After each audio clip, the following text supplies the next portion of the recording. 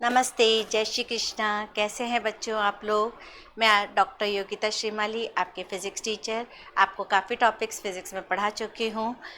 थोड़ा interest develop हुआ होगा, थोड़ा सा डर निकला होगा फ़िज़िक्स को लेके बच्चों के मन में बहुत डर भी रहता है, बहुत सारी भ्रांतियाँ भी है। आपको लोगों की सुननी नहीं है, दूसरे बच्चों की सुननी नहीं है।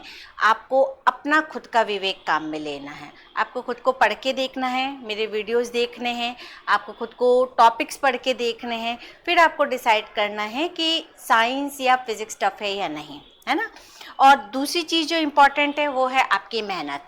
आप जितनी कंटिन्यूटी रखेंगे, कंसिस्टेंसी रखेंगे, जितना अभ्यास करेंगे, उतना ही आपको फिज़िक्स को लेके डर भी निकलेगा। कहते हैं ना, करत करत अभ्यास जड़मति होए सुजान।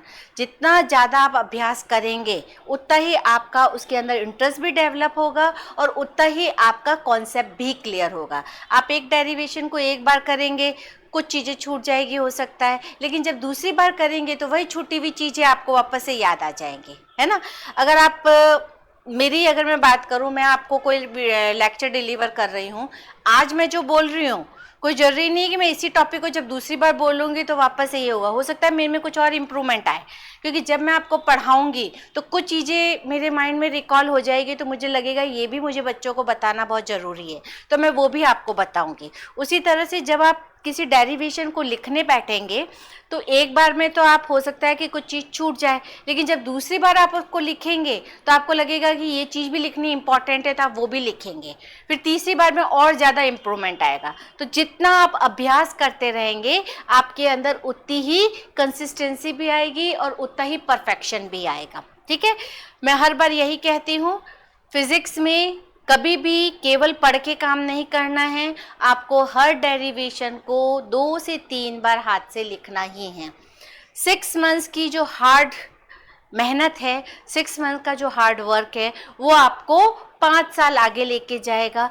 अगर आपने 6 महीने अच्छी मेहनत कर ली तो आप 5 साल अपने आज से आगे चले जाएंगे, उतना इफेक्ट आ जाता है। इसलिए डेडिकेशन बनाना है, अपनी कंसिस्टेंसी बढ़ानी है, अपनी सिटिंग कैपेसिटी बढ़ानी है, सिटिंग आवर्स बढ़ाने हैं, तो उतना ही अच्छा रिजल्ट आपके सामने आएगा। लास्ट कुछ क्लासेस में हमने इलेक्ट्रोस्टैटिक्स के बारे में पढ़ा, स्थिर विद्युतिकी के बारे में पढ़ा। स्थिर विद्युतिकी क्या थी? जब चार्ज रेस्ट पर होता है, चार्ज अपनी ही जगह पर है, कहीं कोई मूवमेंट नहीं कर रहा है, स्थिर है, उस समय पर भी वो कुछ फिज़िक्स दिखाता है, कुछ भौतिकी दिखाता है। उस टाइम पर उसकी जो भौतिकी है, उसकी जो फिज़िक्स है, वो जो जो इफ़ेक्ट्स दिखाता है, जो जो फिनोमिनाज बताता है, वो सारी चीज़ें हमने पढ़ी थी। जिसमें हमने इलेक्ट्रिक डाइपोल पढ़ा था, वैद्युत द्विध्रुव पढ़ा था, जो बहुत ही इंपॉर्टेंट टॉपिक है आपका एग्जाम पॉइंट ऑफ व्यू से भी। उस पर हमेशा लॉन्ग क्वेश्चन पूछा ही जाता है, द्विध्रुव क्या होता है, द्विध्रुव के कारण अक्षीय बिंदु पर या निरक्षीय बिंदु पर विद्युत क्षेत्र की तीव्रता ज्ञात करना, ये हमने बहुत अच्छे से कंप्लीट किया था। उसके बाद जो इम्पॉर्टेंट टॉपिक आता है वो आता है आपका गॉस लॉ। हमने गॉस लॉ भी पढ़ा था, गॉस लॉ का प्रमेय, गॉस का नियम, गॉस प्रमेय, उसका सत्यापन, उसका कथन, ये भी एक आपका बहुत ही इंपॉर्टेंट टॉपिक है। ठीक है, मैं जस्ट एक बार का रिव्यू कर रही हूँ, गॉस लॉ क्या होता है। फिर उसके बाद हम आज के टॉपिक पे जाते हैं, जो है एप्लीकेशंस ऑफ गॉस लॉ। हमने जो गॉस लॉ पढ़ा, हमने जो गॉस का नियम पढ़ा, उसकी एप्लीकेशन क्या है। हम कोई भी नियम जब पढ़ते हैं तो उसका कुछ ना कुछ यूटिलाइजेशन होता है, उसका कुछ ना कुछ यूज़ होता है, उसको हम कहीं ना कहीं यूज़ करते हैं, प्रैक्टिकल एप्लीकेशन उसकी क्या होगी। तो वैसे ही जो हमने गॉस का प्रमेय पढ़ा, उसकी यूज़ क्या है, हम उसको कैसे यूज़ लेके हम क्या क्या चीज़ें कैलकुलेट कर सकते हैं, वो हम बताएंगे। आपके कोर्स में 5 एप्लीकेशंस है और पाँचों बहुत इंपॉर्टेंट है। कोई जरूरी नहीं है कि हम एक छोड़ दें या पीछे की 4 कर ले, आपको पांचों करनी ही करनी होगी। उन पांचों में से कोई भी एक आपके एग्जाम में पूछी जा सकती है। तो गॉस प्रमेय और गॉस प्रमेय की पांचों एप्लीकेशन आपके लिए बहुत ज़्यादा इंपॉर्टेंट है, एग्जाम पॉइंट ऑफ व्यू से भी इंपॉर्टेंट है, और आगे के जो टॉपिक्स हम पढ़ेंगे फिजिक्स के 12th के कोर्स के अंदर, उसमें भी कहीं ना कहीं हम उस रिजल्ट को डायरेक्ट यूज करेंगे। ठीक है, तो स्टार्ट करते हैं हमारा आज का टॉपिक। आज का टॉपिक करने से पहले मैं आपको जस्ट एक रिव्यू दे रही हूँ। गॉस लॉ का वापस रिवीजन करा रही हूँ, ताकि जब हम उसके एप्लीकेशन को करेंगे तो हम गॉस प्रमेय को डायरेक्ट यूज करेंगे तो आपको एक बार का रिकॉल हो जाएगा। गॉस ने क्या कहा, गॉस ने ये कहा कि अगर हमारे पास कोई एक बंद परिपथ है, ये एक क्लोज्ड सरफेस है, मान लिया इस क्लोज सरफेस का एरिया DA है, जो हमने एक क्लोज सरफेस लिया है, हमने एक बंद परिपथ लिया है, इस बंद परिपथ का क्षेत्रफल कितना है, DA है, और इसके अंदर हमने मान लिया कुछ चार्जेस हैं Q1, Q2, Q3 up to Qn, हमारे पास कोई n चार्जेस इस पूरे बंद परिपथ में हैं। तो गॉस ने ये कहा कि इस परिपथ से निकला हुआ विद्युत flux, electric flux phi E, वो कितना होगा, surface integration of, electric flux कितना होता है बता सकते हैं आप लोग, इलेक्ट्रिक फ्लक्स कितना होता है, हम पिछली क्लासेस में पढ़ चुके हैं, E.dA, ये फ्लक्स की वैल्यू होती है। इलेक्ट्रिक फ्लक्स का जो मैथमेटिकल एक्सप्रेशन होता है, उसका जो गणितीय स्वरूप होता है वो ये होता है कि किसी भी दिए गए क्षेत्रफल में से कितनी बल रेखाएं एट अ टाइम गुजरती है वो इलेक्ट्रिक फ्लक्स कहलाती है। गॉस ने ये कहा कि किसी भी बंद परिपथ से निकला हुआ जो विद्युत फ्लक्स होता है वो किसके इक्वल होता है, summation of charges upon epsilon not. Summation इसलिए लगाया क्योंकि कोई जरूरी नहीं है कि किसी दिए गए क्षेत्रफल में हमेशा एक ही चार्ज हो सकता है ज़्यादा चार्जेस भी हो सकते हैं, तो उन सब का हम गणितीय योग कर लेंगे, बीज गणितीय योग कर लेंगे, उनका समेशन कर लेंगे और उसको हम एप्सिलॉन नॉट मतलब मीडियम की परमिटिविटी, माध्यम की जो विद्युतशीलता है उससे डिवाइड कर देंगे। यही हमारा क्या बन जाता है, गॉस लॉ बन जाता है। अब अगर हमारे दिए गए क्षेत्रफल में एक ही आवेश है तो ये फॉर्मूला बन जाएगा Q अपॉन एप्सिलॉन नॉट, और अगर बहुत सारे आवेश होंगे तो उन सब का जोड़ कर देंगे और डिवाइड बाय एप्सिलॉन नॉट कर देंगे। ये किसकी वैल्यू देता है, विद्युत फ्लक्स की वैल्यू देता है, इलेक्ट्रिक फ्लक्स की वैल्यू देता है। ये हमने गॉस लॉ में पढ़ा था, ठीक है। अब हमें क्या करना है, इसी फॉर्मूले को यूज लेना है। इस फॉर्मूले को यूज लेके हमें डिफरेंट केसेस के लिए इलेक्ट्रिक फील्ड की वैल्यू निकालनी है, इलेक्ट्रिक फील्ड का एक्सप्रेशन निकालना है, विद्युत क्षेत्र का व्यंजक ज्ञात करना है। हम डिफरेंट शेप्स लेंगे जो पॉसिबल हो सकते हैं। फिजिक्स में आने वाले चैप्टर्स में जो शेप्स हम काम में ले सकते हैं, पॉसिबिलिटी जो हो सकती है, उतने केसेस हम लेंगे। जनरली आपके कोर्स के अंदर 5 केसेस दे रखे हैं, हम 5 डिफरेंट शेप्स लेंगे, डिफरेंट केसेस लेंगे, इसी गॉस प्रमेय को लगाएंगे और उस क्षेत्र के कारण, उस दिए गए क्षेत्रफल के कारण या उस दिए गए जो शेप है उसके कारण इलेक्ट्रिक फील्ड का व्यंजक क्या होगा, विद्युत क्षेत्र का व्यंजक क्या होगा, वो ज्ञात करना है। तो शुरू करते हैं हम आज का हमारा topic, application of Gauss law.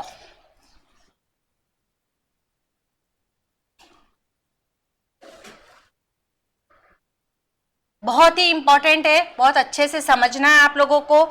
सब में एक ही चीज करते चलेंगे हम, सिर्फ जो दिया गया क्षेत्रफल है, जो दिया गया एरिया है या जो दिया गया हमारे पास शेप है, उस शेप के लिए हम फ्लक्स निकालेंगे और उस फ्लक्स के लिए हम क्या लगा देंगे, जो हमारा गॉस प्रमेय है वो लगा देंगे और इलेक्ट्रिक फील्ड निकाल देंगे। प्रोसेस सब में सेम है, सिर्फ क्या हो जाता है, सब में ये शेप चेंज होता है, शेप चेंज होने के कारण उसके लिए फ्लक्स की वैल्यू चेंज हो जाती है। तो सबसे पहली एप्लीकेशन जो हम ले रहे हैं वो है अनंत लंबाई का एक आवेशित तार है, उसके कारण विद्युत क्षेत्र की तीव्रता।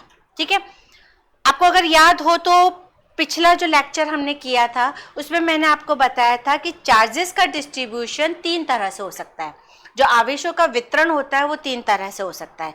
पहला होता है रेखीय वितरण, हम किसी भी तार को जो आवेश देते हैं वो उसकी लंबाई के अनुदिश वितरित हो जाता है। दूसरा होता है क्षेत्रफल का वितरण, जिसको हम सतह वितरण भी कहते हैं, सतह आवेश वितरण भी कहते हैं। तो हम अगर कोई भी चार्ज किसी एरिया को देते हैं तो वो पूरा चार्ज उसकी सरफेस पर, उसकी सतह पर डिस्ट्रीब्यूट हो जाता है। और तीसरा होता है आयतन वितरण, हमने कोई भी चार्ज अगर किसी सॉलिड सरफेस को दे दिया, किसी सॉलिड पृष्ठ को दे दिया, किसी ठोस पृष्ठ को दे दिया, तो वो जो भी आवेश है वो उसकी पृष्ठ के आयतन में वितरित हो जाता है। तो आवेश का वितरण 3 तरह से हो सकता है। उससे हमने 3 तरह के आवेश घनत्व भी बताए, लैम्डा, सिग्मा और रो। याद आ रहा है आपको, लास्ट क्लास में हमने इसको पढ़ा था, उसी को ही हम यूज ले रहे हैं। जो हमारा केस है उसके अकॉर्डिंग यूज करेंगे। जैसे हमारा केस है एक समान आवेशित तार, मान लिया ये हमारा एक तार है जो एक समान आवेशित है, मतलब हमने जो चार्ज दिया वो पूरी लंबाई के अनुदिश एक समान वितरित हुआ। ऐसा नहीं है कि नीचे ज़्यादा होगा ऊपर कम होगा, पूरी लंबाई में एक समान चार्ज वितरित हुआ है। चाहे मैं यहाँ चार्ज का मान निकालूँ, आवेश का मान निकालूँ, चाहे मैं किसी भी पॉइंट पे आवेश का मान निकालूंगी, मेरा आवेश सेम मिलेगा। जब आवेश का वितरण लंबाई के अनुदिश होता है तो हमें क्या लेना होता है, रेखीय आवेश वितरण। क्या होता है, lambda, lambda is equal to Q upon L. पर यूनिट लेंथ जो चार्ज है या एकांक लंबाई का जो आवेश है उसी को ही हम लैम्डा कहते हैं, रेखीय आवेश वितरण कहते हैं। और अगर हम इससे क्यू का मान निकालेंगे तो लैम्डा इंटू एल बन जाएगा। ठीक है, मतलब इस तार में जो आवेश होगा वो कितना होगा, लैम्डा इंटू एल होगा। ठीक है, पहली चीज तो ये हुई। दूसरी चीज, हमें जो भी सरफेस दे रखा होगा, हमें जो भी शेप दे रखा होगा, हमको उसके अराउंड एक गॉसियन सरफेस कंसीडर करना होगा, एक गॉसियन पृष्ठ कंसीडर करना होगा। हमें जो शेप दे रखा है उस शेप के लिए एक सॉलिड शेप क्या बनेगा वो हमें कंसीडर करना पड़ेगा। जैसे कि अभी हमारा ये एक तार है, तो इस तार के लिए अगर हम गॉसियन सरफेस मानेंगे तो वो कैसा बनेगा, एक बेलनाकार पृष्ठ बन जाएगा, जैसा कि ये आपको दे रखा है। ठीक है, अब इस बेलनाकार पृष्ठ के 3 फेस हो सकते हैं। कौन कौन से हो सकता है, पहला तो ये गोलीय फेस, दूसरा ये गोलीय फेस। एक बेलन अगर है तो बेलन के ऊपर और नीचे गोलीय फेस होते हैं, गोलीय सतह होती है। उसी तरह से यहाँ और यहाँ ये 2 सरफेस हो गए। और तीसरा इसका जो ये बीच वाला शेप है वो। तो अगर हम एक गॉसियन सरफेस लेते हैं बेलनाकार स्वरूप का तो उसके 3 पृष्ठ बनेंगे। पहला पृष्ठ तो ये ऊपर वाला, दूसरा पृष्ठ ये वाला और तीसरा पृष्ठ ये वाला। हमें इन तीनों पृष्ठ के लिए अलग अलग फ्लक्स निकालना है। इन तीनों पृष्ठ के लिए अलग अलग हम फ्लक्स का मान निकालेंगे, उसको जोड़ देंगे और उसको फिर हम क्या करेंगे, Q अपन एप्सिलॉन नॉट के इक्वल रख देंगे। सिर्फ यही करना है हमको। तो सबसे पहले हम निकालते हैं, लिखना क्या है हमें इसके अंदर, माना एक अनंत लंबाई का एक समान आवेशित तार है, रेखीय आवेश घनत्व लैम्डा है, मतलब एकांक लंबाई में जो आवेश है वो लैम्डा है।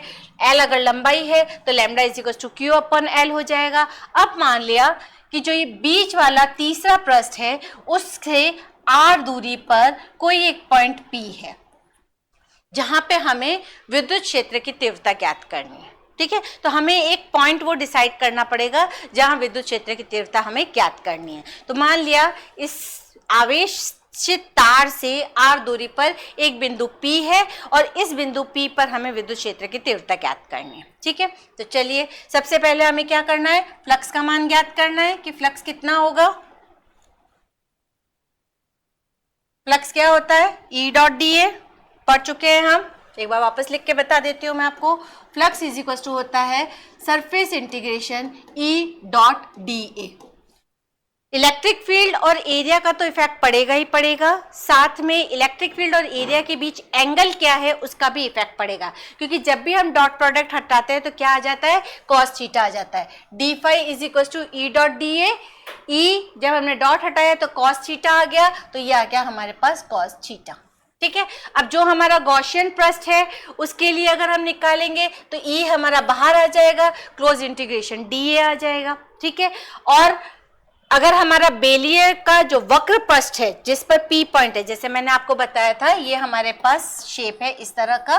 ठीक है, एक तो ये वाला पृष्ठ है जो हमारा वक्र पृष्ठ कहलाएगा और एक ये वाला और ये वाला है जो हमारा गोलीय पृष्ठ कहलाएगा। अगर हम वक्र पृष्ठ की बात करते हैं, इसकी बात करते हैं, सिलेंडर के CSA की बात करते हैं, तो सिलेंडर का CSA कितना होता है, 2 पाई RL। R दूरी पर जो हमारा पॉइंट P है, जो हमने गॉसियन सिलेंडर कंसीडर किया है, उसकी रेडियस R है और L उसकी लंबाई है, तो उसका जो वक्र पृष्ठ बन जाएगा, उसका जो कर्व्ड सरफेस एरिया बन जाएगा, CSA बनेगा, वो 2 पाई RL बनेगा। इसलिए इस वाले जो हमारा बीच वाला फेस है उसके लिए फ्लक्स का मान कितना बन जाएगा, अगर मैं इसको यहाँ पुट कर देती हूँ तो phi is equal to E into 2 pi RL हो जाएगा। ठीक है, अब बात करते हैं इस पृष्ठ और इस पृष्ठ की। तो जब हमने यहां बात करी थी, मैं एक बार इरेज करती हूँ इसको और अच्छे से समझाते हैं आपको। जब हमने इस पॉइंट पर बात करी थी तब मेरा इलेक्ट्रिक फील्ड भी इसी डायरेक्शन में था और जो एरिया है वो भी इसी डायरेक्शन में है, दोनों के बीच का एंगल 0 डिग्री है, तो cos 0 1 हो जाता है, इसलिए मुझे ये मिल गया। ठीक है, क्योंकि चार्ज मेरा यहाँ पर है और पॉजिटिव चार्ज से हमेशा इलेक्ट्रिक फील्ड की डायरेक्शन अवे होती है, तो इलेक्ट्रिक फील्ड की डायरेक्शन ये हुई, विद्युत क्षेत्र की दिशा ये हुई, और dA मेरा ये एरिया है, इसके लिए एरिया जो एरिया वेक्टर होगा, जो क्षेत्रीय सदिश होगा, उसकी दिशा भी इस तरफ होगी, तो दोनों के बीच का एंगल 0 डिग्री हो गया। लेकिन जब अपन यहाँ और यहाँ बात करेंगे तो इलेक्ट्रिक फील्ड की तो डायरेक्शन यही है, लेकिन एरिया इधर हो जाएगा ना। अब जैसे ये सिलेंडर है तो इसका CA से ये हुआ, जो ये दिख रहा है आपको, ये CA से हुआ, इसके लिए एरिया वेक्टर इधर हुआ। लेकिन जब अपन इस वाले फेस की बात करेंगे तो इसके लिए एरिया वेक्टर कहाँ लगेगा, ऊपर की तरफ लगेगा, और जो इलेक्ट्रिक फील्ड है वो तो इधर ही लग रहा है, तो दोनों के बीच का एंगल कितना हो गया, 90 डिग्री। चाहे मैं इधर भी बात करूंगी तो इलेक्ट्रिक फील्ड तो इधर ही लग रहा है, DA इधर लग रहा है, एंगल कितना हो गया, 90 डिग्री।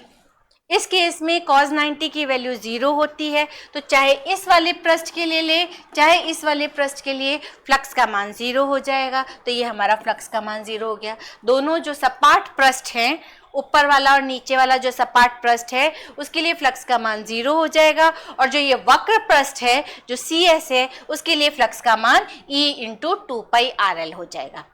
अब तीनों का सम कर देंगे, अगर बाई चांस ये दोनों 0 नहीं होते या कुछ और वैल्यू आती तो हमें तीनों को जो मान आया उसको जोड़ देना होता। ठीक है, गॉस का प्रमेय क्या कहता है, गॉस का प्रमेय कहता है कि फ्लक्स इज इक्वल टू होता है Q/ε0। ये ε0 क्या है, E और एप्सिलॉन, कंफ्यूज नहीं होना है, E को ऐसे लिखते हैं, इलेक्ट्रिक फील्ड को ऐसे लिखते हैं, और एप्सिलॉन को परमिटिविटी को इस तरह से लिखा जाता है। ठीक है, तो Q/ε0 हमारा क्या हुआ, गॉस का नियम हुआ। फाई कितना है, E × 2πRL, दोनों को इक्वल कर देते हैं, करके देखते हैं।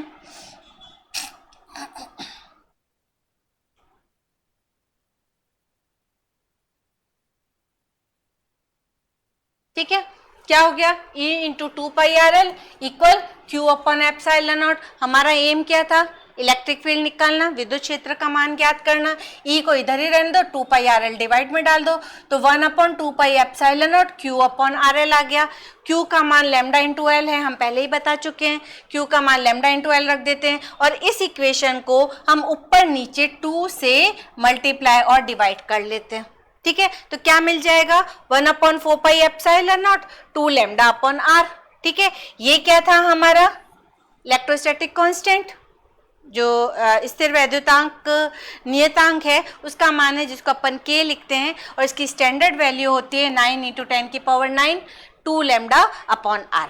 अब इस वैल्यू के अंदर, इस फॉर्मूले के अंदर 9 × 10⁹ कांस्टेंट है, लैम्डा कांस्टेंट है, चेंज क्या हो रहा है, सिर्फ R, तो इसका मतलब E प्रोपोर्शनल 1/R मिल जाएगा।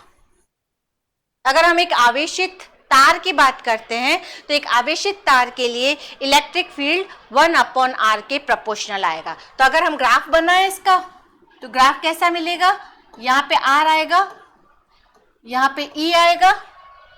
ठीक है, यहाँ R आ गया, यहाँ E आ गया, तो क्या हो रहा है, E R के साथ डिक्रीज हो रहा है, लीनियरली डिक्रीज हो रहा है, तो मेरा जो ग्राफ मिलेगा वो इस तरह से मिलेगा।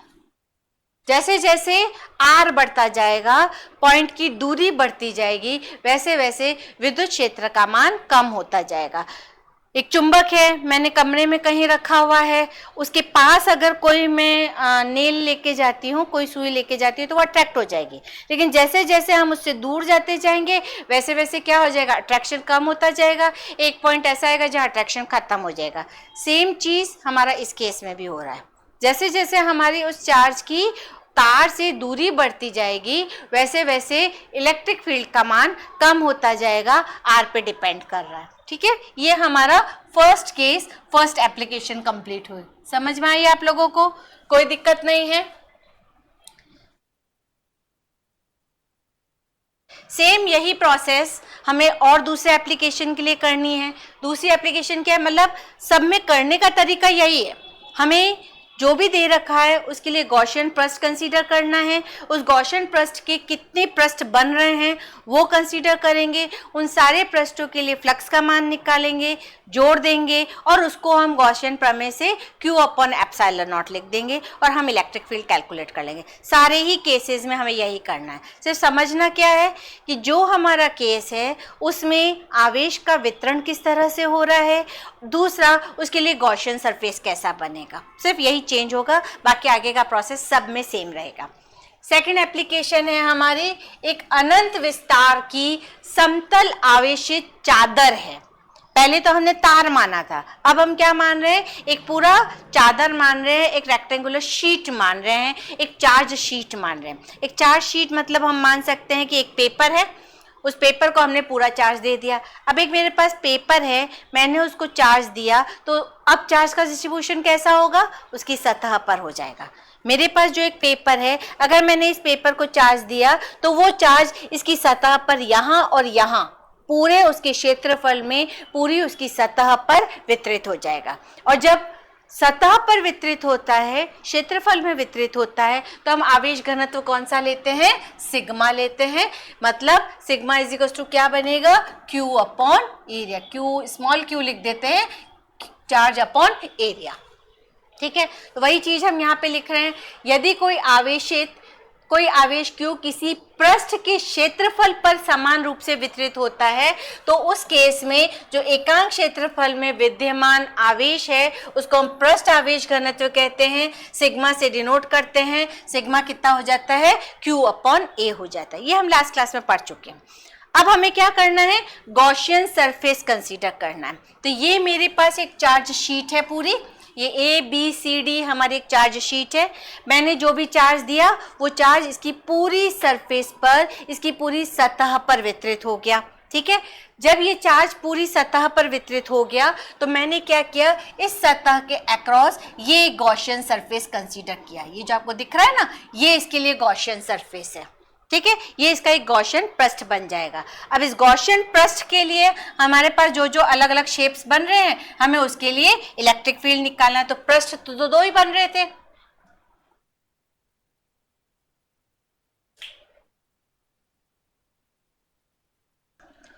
तो हमने जो पृष्ठ माना, जो हमने पिछले डायग्राम में आपको बताया, पूरी एक चद्दर है, उस चद्दर के हमने अक्रॉस क्या माना, एक बेलन माना। उस बेलन के इस तरफ और इस तरफ दो पृष्ठ हैं। जैसा हमारा पिछले केस में तार के लिए था, यहाँ पे अब हमारे पास दो पृष्ठ रह जाएंगे। दोनों सिरे, जो बेलन के दोनों सिरे हैं, सिर्फ वही हमारे प्लस रह जाएंगे। और दोनों सिरों के लिए, जैसे अगर मैं आपको बना के बताती हूँ, मेरी ये चार्ज शीट थी, ये चार्ज था। ठीक है, अब इसके इस तरफ मेरे पास एक एरिया है, ये इस तरह से, और इस तरफ एक एरिया है। अगर मैं इस तरफ वाले एरिया की बात करती हूँ तब भी DA इधर ही है और E इधर ही है, क्योंकि पॉजिटिव चार्ज है। पॉजिटिव चार्ज से हमेशा इलेक्ट्रिक फील्ड की डायरेक्शन अवे रहती है। उसी तरह से जब मैं इस एरिया की बात करूँगी तब मेरा DA इधर लगेगा और E इधर लगेगा। तब दो पृष्ठ बन गए ना, एक ये पृष्ठ बन गया, एक ये पृष्ठ बन गया। दोनों पृष्ठ के लिए हमने क्या किया, फ्लक्स निकाला। तो क्या मिला, सरफेस A के लिए E डॉट DA, मान लिया ये सरफेस A है, ये सरफेस B है, तो सरफेस A के लिए E dot DA, surface B के लिए E डॉट DA। ठीक है, दोनों केस में एंगल कितना लग रहा है, E और DA के बीच में 0 डिग्री, तो हम 0 डिग्री लगा देते हैं।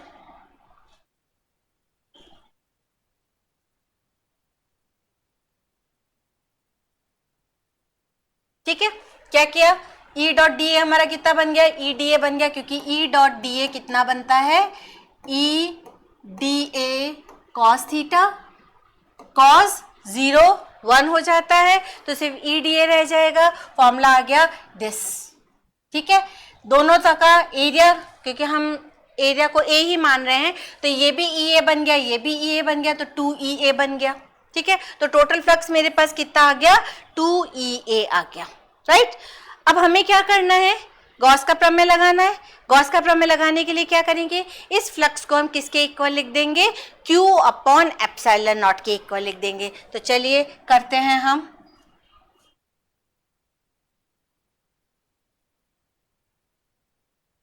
गॉस का प्रमेय क्या कहता है कि जो ये फ्लक्स है वो किसके इक्वल आएगा, Q अपॉन एप्सिलॉन नॉट के। अब यहाँ पे Q कितना था, सिग्मा इंटू ए। जब अपन ने टॉपिक शुरू किया तभी मैंने आपको बताया चार्ज का डिस्ट्रीब्यूशन उसके एरिया में हो रहा है, इसलिए Q is equal to sigma into A आ जाएगा। तो जहाँ Q है उसको मैंने सिग्मा इंटू ए लिख दिया। फ्लक्स का मान हम पीछे निकाल चुके हैं, कितना था, 2EA था। ए से ए दोनों तरफ से कैंसिल हो जाएगा, 2 मैं डिवाइड में डाल दूंगी, तो E is equal to sigma upon 2 epsilon naught. मेरे पास एक चार्ज शीट है, मैंने एक पेपर लिया, उस पेपर को चार्ज दिया, तो वो चार्ज उसकी दोनों तरफ डिस्ट्रीब्यूट हो गया। जैसे ये एक पेपर है, मैंने इसको चार्ज दिया तो यहाँ भी डिस्ट्रीब्यूट हुआ और यहाँ भी डिस्ट्रीब्यूट हुआ। अब इस शीट से R दूरी पर यहाँ भी और यहाँ भी दोनों तरफ एक पॉइंट है, वहां पे हमें इलेक्ट्रिक फील्ड ज्ञात करना है। तो उसका मान कितना आ गया, E is equal to sigma upon 2 epsilon naught. अगर मुझे सरफेस चार्ज डेंसिटी पता है तो हम क्या निकाल सकते हैं, किसी भी पॉइंट पर इलेक्ट्रिक फील्ड ज्ञात कर सकते हैं। अब क्या यहाँ पे दूरी का कोई फर्क पड़ा, R आ रहा है यहाँ पे, नहीं आ रहा है, तो यहाँ पे इलेक्ट्रिक फील्ड मेरा हमेशा क्या रहेगा, डिपेंड करेगा एरिया पर। जितना एरिया है उस पर ही मेरा इलेक्ट्रिक फील्ड डिपेंड करेगा, बाकी मेरा दूरी पर डिपेंड नहीं करेगा, चाहे मैं कितना भी दूर ले जाऊं, चाहे मैं कितना भी पास लाऊं। ठीक है, ये हमारी सेकेंड एप्लीकेशन हुई। अब हम लेते हैं थर्ड एप्लीकेशन। थर्ड एप्लीकेशन लगभग वैसी ही है जैसा अभी हमने सेकेंड एप्लीकेशन करी थी। क्या है, आवेशित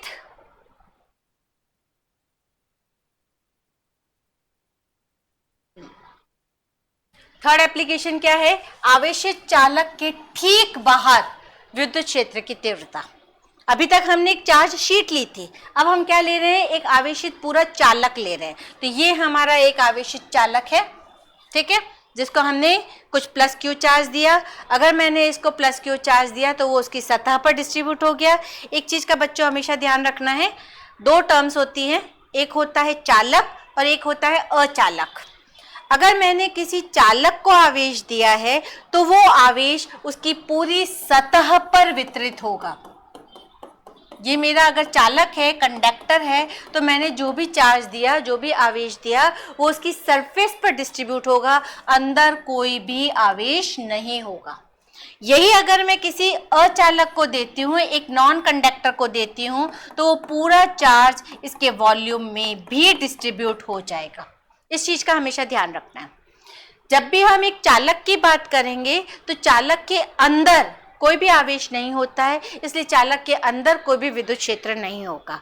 अगर हम अचालक की बात करेंगे तो अचालक में जो आवेश का वितरण हो रहा है वो उसके पूरे आयतन में हो रहा है। पूरे आयतन में होने के कारण हमारा अंदर भी जो स्फीयर है, जो गोला है, उसके अंदर भी हमारा इलेक्ट्रिक फील्ड हो सकता है। ठीक है, अब हमारे पास ये एक आवेशित चालक है, एक चार्ज कंडक्टर है, मतलब एक कंडक्टर है, मैंने उसको चार्ज दे दिया। तो जब एक कंडक्टर को चार्ज दिया तो अभी अपन ने क्या बताया, कंडक्टर के अंदर कोई भी आवेश का वितरण नहीं होता है, जो भी आवेश का वितरण होता है वो कंडक्टर के बाहर होता है। तो ये सारा चार्ज यहाँ पे बाहर वितरित हो गया।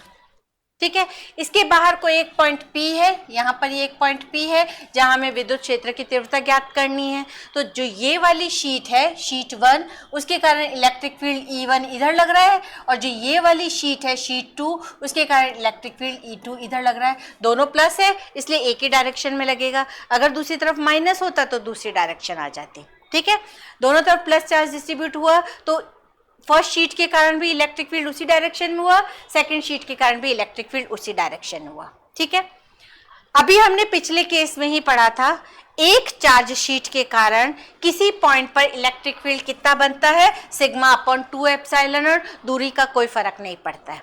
तो जो चार्ज शीट 1 है उसके कारण इलेक्ट्रिक फील्ड बना सिग्मा अपॉन 2 एप्सिलॉन नॉट, और इसी तरह से जो चार्ज शीट 2 होगी उसके कारण भी मुझे सिग्मा अपॉन 2 एप्सिलॉन नॉट ही मिलेगा, क्योंकि दूरी का कोई फर्क नहीं पड़ रहा है कि मैं यहाँ पे ले रही हूँ या यहाँ पे ले रही हूँ। पिछले केस में हम इसको डिराइव कर चुके हैं। ठीक है, तो हर पिछला केस आपका आगे आने वाले केस में हेल्प करेगा। ऐसा नहीं है कि जो पिछला है उसका आगे वाले से कोई लिंक नहीं होगा। हमने पहले एक आवेशित तार लिया, फिर उसके बाद हमने शीट ले ली। अब शीट ऐसे ही हमने 2 शीट्स ले ली, तो उसके लिए किस तरह से हमने निकाला, तो जो पिछला केस था वो हमने यहाँ यूज लिया है। अब टोटल इलेक्ट्रिक फील्ड अगर पॉइंट P पे निकालें तो क्योंकि दोनों सेम डायरेक्शन में है तो इलेक्ट्रिक फील्ड ऐड हो जाएगा, तो क्या मिलेगा,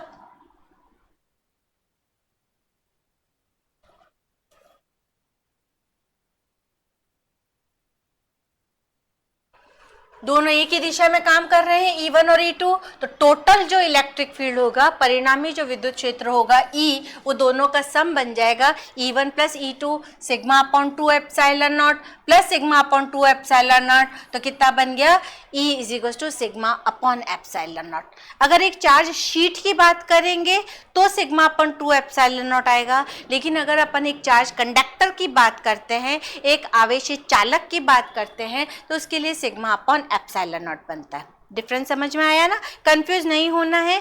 ऐसे ये सारे केसेस जो है वो एक दूसरे के साथ मिलते जुलते हैं, तो एग्जाम में आपसे क्या पूछा है वो अच्छे से डिस्टिंग्विश करके समझना है।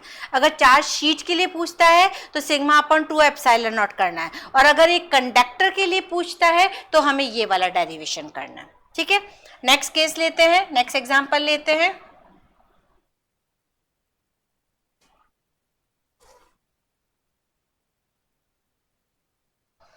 नेक्स्ट एप्लीकेशन, फोर्थ एप्लीकेशन, एक समान पृष्ठ घनत्व की धन और ऋणावेशित।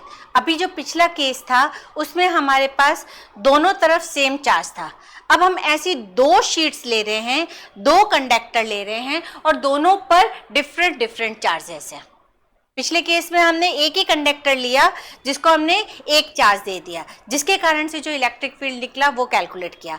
अब हम ऐसी 2 शीट्स ले रहे हैं, 2 कंडक्टर्स ले रहे हैं और दोनों कंडक्टर को हमने डिफरेंट चार्ज दिया, एक को पॉजिटिव दिया और एक को नेगेटिव दिया। तो ये देखिए, ये हमारा एक कंडक्टर है जिसको हमने प्लस चार्ज दिया, तो वो पूरा प्लस चार्ज इसके बाहर वितरित हो। अब क्या लिखा हुआ है, अचालक लिखा हुआ है, नॉन कंडक्टर लिखा हुआ है, तो नॉन कंडक्टर है तो चार्ज इसके पूरे आयतन में वितरित हो गया, इसके पूरे वॉल्यूम में डिस्ट्रीब्यूट हो गया। उसी तरह से ये दूसरी शीट है जिसको हमने नेगेटिव चार्ज दिया, तो क्योंकि ये भी अचालक है, नॉन कंडक्टर है, तो ये जो चार्ज है वो पूरा कहाँ वितरित हो गया, उसके वॉल्यूम में वितरित हो गया। पिछला डेरिवेशन जो आपने देखा था अंदर से खाली था, क्यों, क्योंकि वो कंडक्टर था, चालक था।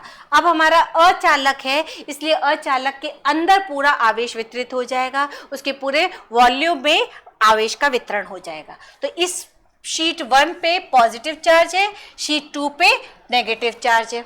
ठीक है, अब यहाँ पे मेरा एक पॉइंट P है और यहाँ पे मेरा एक पॉइंट P डैश है। अगर मैं इस पॉइंट P पर निकालूं तो इस पॉजिटिव शीट के कारण इलेक्ट्रिक फील्ड की डायरेक्शन ये बनी और इस नेगेटिव शीट के कारण कितनी बनी, अगर मैं इसी पॉइंट पे निकालूंगी तो इधर ही बनेगी, लेकिन जब मैं इस वाले पॉइंट P डैश पे निकालूंगी तो E1 की डायरेक्शन ये बनेगी, E2 की डायरेक्शन ये बनेगी, दोनों पे अलग अलग बनेगी। तो पिछला जो हमने डेरिवेशन किया उसी को ही काम में ले, माना 2 बड़ी और समान अचालक प्लेटें हैं 1 और 2, एक को धन दिया और एक को ऋण आवेश दिया, दोनों एक दूसरे के समांतर कुछ दूरी पर रखी गई। कितनी दूरी पर रखी है उसका कोई इफेक्ट नहीं है। प्रत्येक प्लेट पर आवेश पृष्ठ घनत्व समान है, दोनों का जो पृष्ठ आवेश घनत्व है वो समान है, सिर्फ उसकी प्रवृत्ति डिफरेंट है, एक का पॉजिटिव है और एक का नेगेटिव है। उसका मान कितना है, E is equal to sigma upon 2 epsilon naught.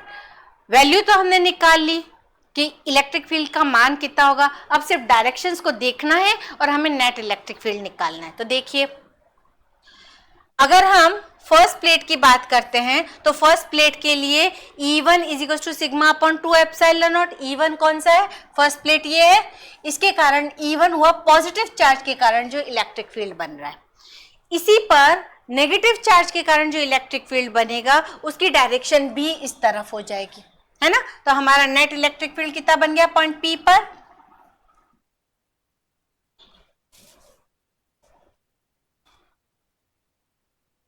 अगर हम पॉइंट P पर निकालें तो ऋणात्मक प्लेट के कारण भी E2 is equal to sigma upon 2 epsilon naught, दोनों एक ही दिशा में है, पॉइंट P पर दोनों एक ही दिशा में है, तो net electric field E is equal to sigma upon epsilon naught बन गया।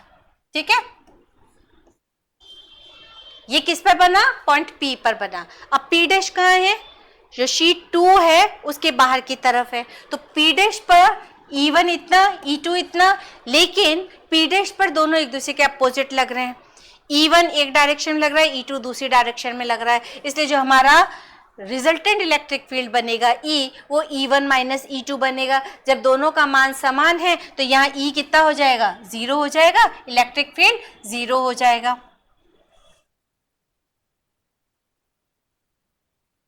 ठीक है, तो जो नेगेटिव प्लेट की दूसरी तरफ P डैश पॉइंट है वहां मेरा इलेक्ट्रिक फील्ड 0 हो गया।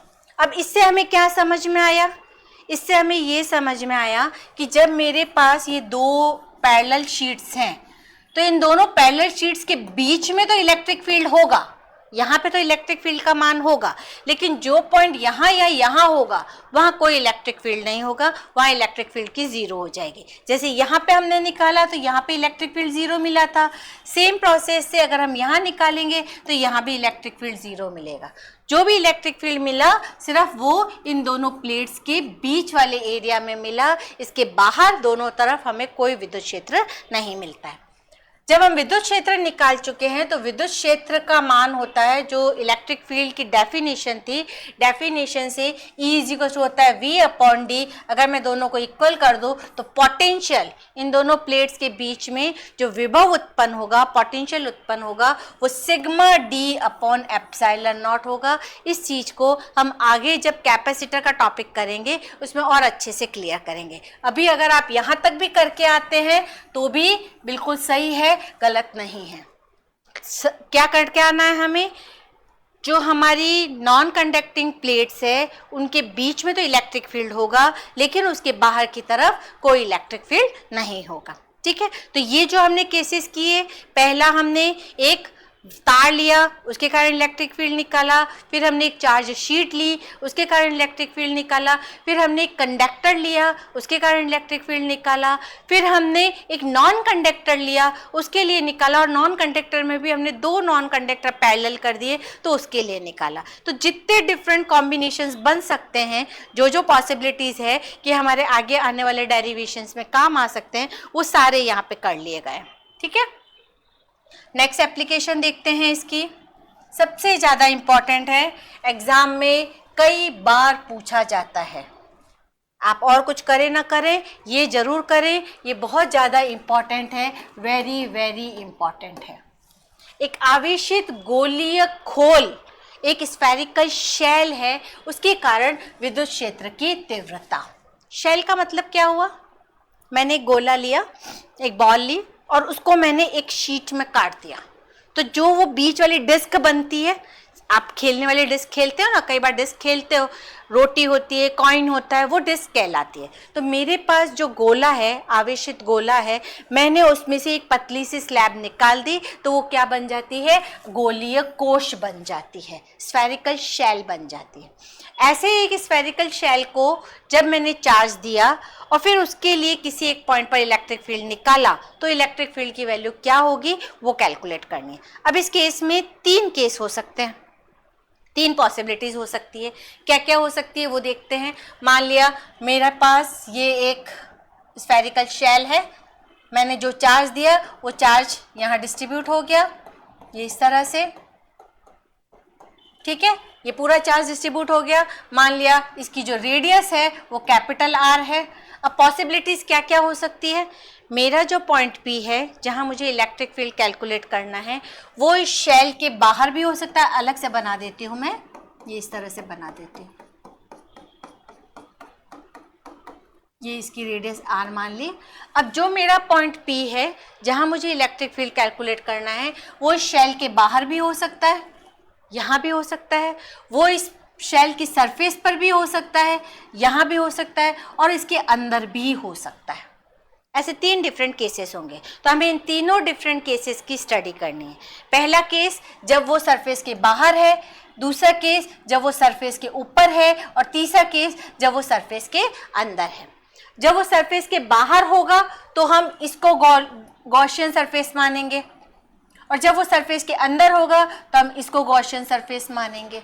तो इस केस में हमें कहाँ निकालना है, इलेक्ट्रिक फील्ड हमें कहाँ कैलकुलेट करना है, उसके अकॉर्डिंग अलग अलग गॉसियन सरफेसेस कंसीडर करने पड़ेंगे। फर्स्ट केस लेते हैं, जब मेरा पॉइंट P इस गोलीय खोल के बाहर है। बना दे एक बार डायग्राम इसको।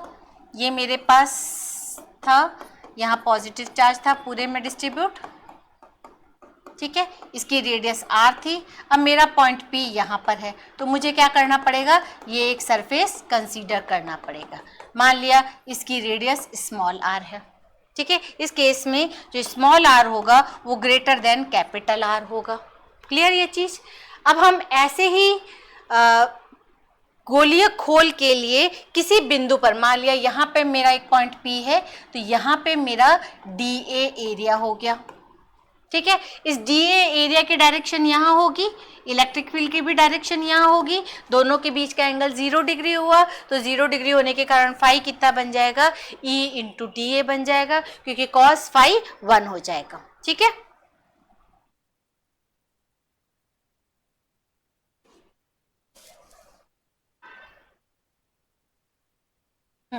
तो कितना हो गया, थीटा 0 है तो d phi is equal to E into d A, ठीक है। अब मुझे क्योंकि पूरे गोले के लिए होगा, जो उस गोले पे पूरा चार्ज है, उस पूरे चार्ज का इफेक्ट पॉइंट P पर पड़ेगा, इसलिए मेरे पास जो फॉर्मूला बनेगा वो E इंटू 4πr² बन जाएगा। गॉस प्रमेय से phi is equal to Q upon epsilon naught, दोनों को इक्वल कर लिया और फिर हमें E कैलकुलेट करना है, तो हमारा E कितना बन गया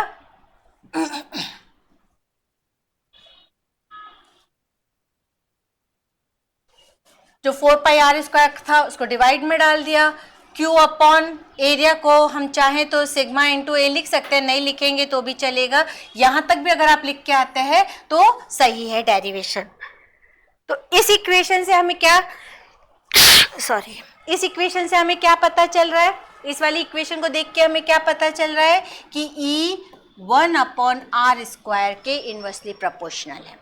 अगर हम यहाँ ग्राफ प्लॉट करेंगे तो ग्राफ कैसा मिलेगा, यहाँ R है, यहाँ इलेक्ट्रिक फील्ड E है, तो मेरा जो ग्राफ मिलेगा वो इस तरह से कर्व्ड मिलेगा, इस तरह से, क्योंकि r² के इनवर्सली प्रोपोर्शनल है, डिस्टेंस की स्क्वायर के इनवर्सली प्रोपोर्शनल है, तो इस तरह से एक्सपोनेंटली डिक्रीज होता जाएगा। जितना हम गोलीय खोल से दूर होते जाएंगे, इलेक्ट्रिक फील्ड का मान एक्सपोनेंटली डिक्रीज होता रहेगा।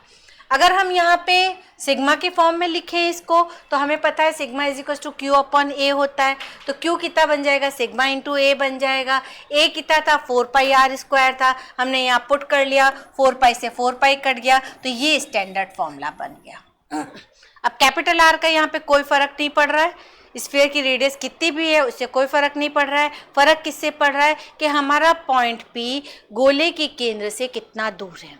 तो यहाँ पे हमें E प्रोपोर्शनल 1/r² मिल रहा है। ये फर्स्ट केस हुआ जब हमारा पॉइंट P गोले के बाहर है। दूसरा केस लेते हैं जब हमारा पॉइंट P गोले की सरफेस पर ही है, गोले की सतह पर है।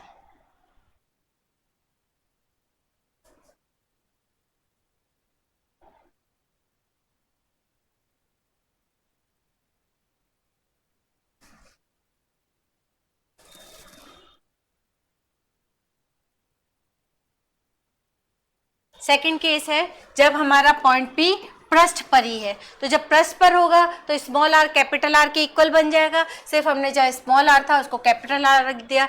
इस केस में इलेक्ट्रिक फील्ड की वैल्यू मैक्सिमम होगी, ठीक है। और अगर हम इसको उस फॉर्मूले से निकालें तो E is equal to sigma upon epsilon, r² से r² कट जाएगा। तीसरा गोले के अंदर हो तो उसको भी हम बना के देख लेते हैं। मान लिया ये मेरा गोला है, चार्ज यहाँ डिस्ट्रीब्यूट हुआ है इस तरह से, ठीक है। अंदर मेरा एक पॉइंट P है, कैपिटल R इसकी रेडियस है। अब मेरा पॉइंट P अगर अंदर है तो मुझे ये गोलीय सरफेस कंसीडर करना पड़ेगा। मान लिया इसकी रेडियस R है और स्मॉल r इस केस में लेस देन कैपिटल R है, क्योंकि मेरा पॉइंट P गोले के अंदर है। अब हम पहले ही पढ़ चुके हैं कंडक्टर के अंदर आवेश का मान क्या होता है, 0 होता है, तो अंदर कोई चार्ज ही नहीं होगा। जब चार्ज ही नहीं होगा तो फ्लक्स का मान 0 हो जाएगा, तो इलेक्ट्रिक फील्ड भी 0 हो जाएगा। अगर हम इस केस का, ये जो हमने तीनों केस पढ़े, इन तीनों केसेस के लिए ग्राफ प्लॉट करें तो हमें ग्राफ किस तरह से मिलेगा, यहाँ R यहाँ E, ये मेरा पॉइंट है, जब R कैपिटल R के इक्वल है तो यहाँ तो मुझे इलेक्ट्रिक फील्ड मैक्सिमम मिलेगा, और इससे जैसे जैसे मैं दूर जाती जाऊंगी वो ऐसे एक्सपोनेंटली डिक्रीज होता रहेगा, और गोले के अंदर इलेक्ट्रिक फील्ड 0 हो जाएगा। चाहे तो हम यहाँ गोला बना सकते हैं, इस तरह से हम गोला बना देते हैं ये, ठीक है। तो अंदर तो इलेक्ट्रिक फील्ड 0 हो जाएगा क्योंकि चार्ज ही नहीं है, सरफेस पर मैक्सिमम हुआ, और सरफेस से दूर जैसे जैसे हम जाते जाएंगे इलेक्ट्रिक फील्ड एक्सपोनेंटली डिक्रीज होता रहेगा, ठीक है। तो ये वाला जो एक एक्सप्लिकेशन है ये बहुत इंपॉर्टेंट है। आप प्रीवियस ईयर्स की पेपर्स उठा के देखिए, ये क्वेश्चन आपको हर अल्टरनेट ईयर में मिल ही जाएगा। तो ये केस तो आपको बहुत अच्छे से करना है, बिल्कुल चूकना ही नहीं है इसको। और बाकी के जो हमने 4 केस किए वो भी आपस में एक दूसरे से लिंक्ड थे, एक किया तो चारों आराम से समझ में आ गए हमको। तो गॉस प्रमेय और गॉस प्रमेय की एप्लीकेशन, ये पूरा ही टॉपिक आपके एग्जाम पॉइंट ऑफ व्यू से, वो भी लॉन्ग क्वेश्चन में, सबसे ज़्यादा इंपॉर्टेंट है, जिसको आपको बहुत अच्छे से करना है। डेरिवेशन पूरा लिख के आना है, फिगर नीट एंड क्लीन बना के आना है, और आपको जो उसका डिस्क्रिप्शन है, फिगर का डिस्क्रिप्शन है, वो भी अच्छे से देख के आना है। तो आपके कहीं मार्क्स नहीं कटेंगे, पूरे मार्क्स मिलेंगे, ठीक है। तो आपको लिख लिख के अभ्यास करना है। मैंने जो भी आज डेरिवेशन कराए उन सारे डेरिवेशंस का नोट्स बनाइए, लिख लिख के अभ्यास करिए, प्रैक्टिस करिए, और अगर आपको समझ में नहीं आए तो आप मेरे वीडियो पे आप नीचे जो कमेंट बॉक्स है वह कमेंट भी कर सकते हैं, मैं उसका जवाब दूंगी आपको। आपको वीडियो को शेयर करना है मैक्सिमम स्टूडेंट्स में, मैक्सिमम फ्रेंड्स में, ताकि सभी बच्चों का फिजिक्स को लेके जो डर है, एक जो हवा बना हुआ है फिजिक्स को लेके, वो दूर हो। हमारा प्रयास ही यही है कि हम ज़्यादा से ज़्यादा बच्चों में फिजिक्स को बहुत ही ईजी वे में पहुंचा सके, ताकि सारे बच्चे इसको कवर कर सकें। वीडियो को लाइक करिए, वीडियो को शेयर करिए, और चैनल को सब्सक्राइब करना ना भूलें। मिलते हैं ऐसे ही इंटरेस्टिंग और टॉपिक्स के साथ, तब तक के लिए थैंक यू वेरी मच।